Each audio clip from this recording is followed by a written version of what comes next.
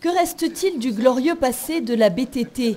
La blanchisserie et teinturerie de Thaon-les-Vosges, quelle marque cette entreprise a-t-elle laissée sur la ville et quel avenir pour ces friches industrielles? C'est ce géographe nancéien qui le raconte étape après étape, une balade conférence dans le cadre du Printemps du patrimoine organisé par le Pays d'Épinal. Alors en fait nous sommes ici, vous voyez sous vos pieds là, sur une ancienne bretelle ferroviaire qui reliait en fait la voie ferrée Nancy-Épinal qui se trouve par là-bas à la BTT, donc l'usine que je vous présenterai dans quelques instants. En 1873, un groupement d'industriels textiles alsaciens et vosgiens décide d'installer une usine à Thaon, petit village de 300 habitants, idéalement situé sur un canal d'irrigation alimentant la BTT en eau pure descendant directement du massif.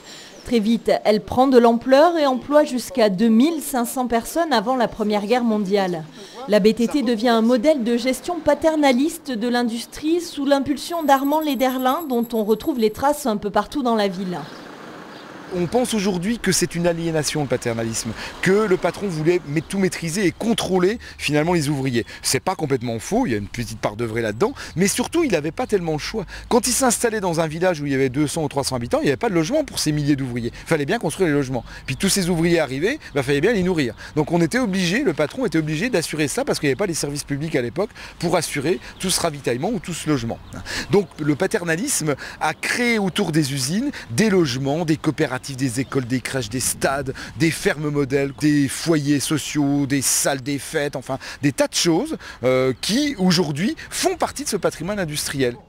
Ainsi, la BTT a transformé le petit village en ville-usine dont on retrouve les traces partout.